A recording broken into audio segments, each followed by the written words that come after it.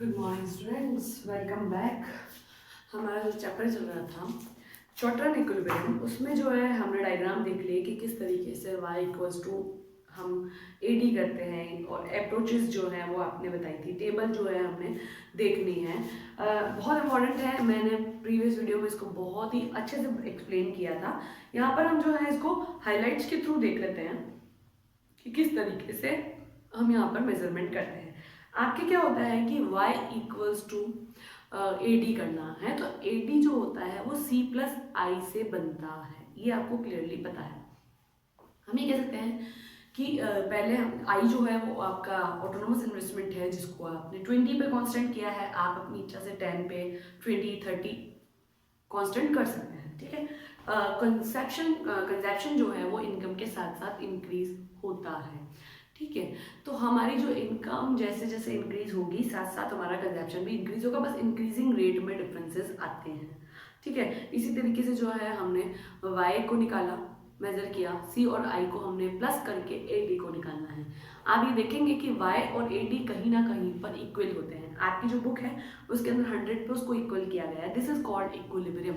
Equilibrium का मतलब होगा जहाँ पर आपकी AD इक्वल्स टू AS हो जाती है। ऐप को जो है मैंने डायग्राम बताया था, आप ये इस तरीके का हमने डायग्राम लिखा है।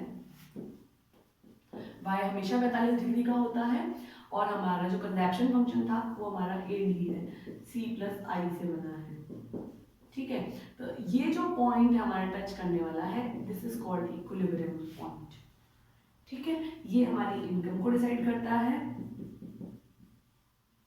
और यहाँ जो है आपकी AD और AS आते हैं, ठीक है। ये डायग्राम आपको याद करना है अच्छे से। अब कभी कभी क्या होता है कि AD इक्वल्स टू AS होने के साथ साथ चेंजेस आते हैं। चेंजेस का मतलब ये हो गया कि मान लीजिए कि AS ग्रेटर देन AD हो जाए। अगर AS ग्रेटर देन AD है, यानी ये वाला जो सीन है इधर की तरफ वाला, यहाँ पर और यहाँ पर देखेंगे आपकी AS ग्रेटर देन AD है, ठीक है। ये AS है हमारा और यहाँ आप देखते हैं कि AD ग्रेटर देन AS है, ठीक है। तो ये आपको बताना चाह रहा है कि अगर ये दोनों सिचुएशन होती है और आपका इक्विलिब्रियम चेंज हो जाता है तो क्या होगा। अगर आपकी AS ग्रेटर देन AD है तो आपको अपनी सप्लाई को कांस्टेंट करना पड़ेगा, यानी अब आप सप्लाई इंक्रीज नहीं कर सकते, क्योंकि आपकी सप्लाई अगर एक्सेस हो गई तो वो डेड मनी हो जाएगा, आपका स्टॉक पड़ा रह जाएगा, वो सेल नहीं होगा, तो इस सिचुएशन में आपको लॉसेस हो सकते हैं। तो उससे बचने के लिए आपको अपनी सप्लाई को कांस्टेंट करना होगा, यानी वहां पर जो है आपको सप्लाई नहीं बढ़ानी है। अगर आपका AD ग्रेटर देन AS हो जाता है तो आप क्या करेंगे, अपनी सप्लाई को इंक्रीज करने की कोशिश करेंगे।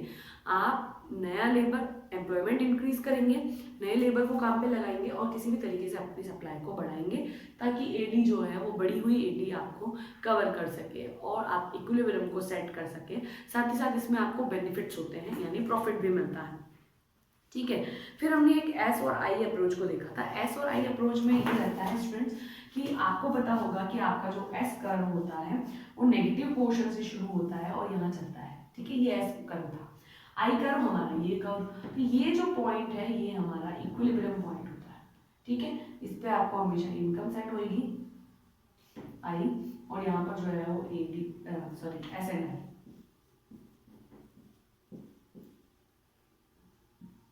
ठीक है। तो ये इस तरीके का डायग्राम आपको देखने को मिलता है। यहाँ पर भी यही है कि इक्विलिब्रियम जो है अगर इस पॉइंट पे नहीं आते हैं तो आपका जो सीन रहता है वो ये रहता है कि आप यहाँ S ग्रेटर देन I है और यहाँ I ग्रेटर देन S है, ठीक है। तो आपको ये है कि अगर S ग्रेटर देन I हो गया तो क्या करना है, आप अपनी जो सप्लाई है उसको कम करेंगे। अब सप्लाई को बढ़ाने की जरूरत नहीं है। इधर आपका अगर I ज़्यादा हो गया तो आप अपने इन्वेस्टमेंट को किसी भी तरीके से इंक्रीज नहीं करेंगे। आपकी सप्लाई इंक्रीज करने की जरूरत है और इन्वेस्टमेंट को आपको किसी भी तरीके से बढ़ाने की जरूरत नहीं है। तो इस तरीके से जो है हमारी दोनों अप्रोचेस अगर अपने इक्विलिब्रियम से हट जाती है तो आपको क्या करना है वो देखना है यहाँ पर, ठीक है। इस चैप्टर में आपको मुझे नहीं लगता बहुत प्रॉब्लम आएगी अगर आपको एक डायग्राम समझ में आ जाता है तो अगर आपको फिर भी लगता है कि कोई प्रॉब्लम है और डायग्राम की प्रैक्टिस नहीं हो पा रही है तो आप बता दीजिएगा, मैं आपको डायग्राम फिर से बना के दिखा दूंगी कि किस तरीके से बनते हैं। बट ये ध्यान रखिएगा स्टूडेंट्स कि ये जो स्केल्स होते हैं ना, ये सेट होते हैं बाद में, जब हमारे इक्विलिब्रियम स्टक्स हो जाते हैं, यानी कर्व पहले बनते हैं, इक्विलिब्रियम्स बाद में सेट होते हैं। तो ये चीज़ आप भूल लेना, ठीक है। इससे रिलेटेड कोई भी प्रॉब्लम हो आप पूछ लीजिएगा।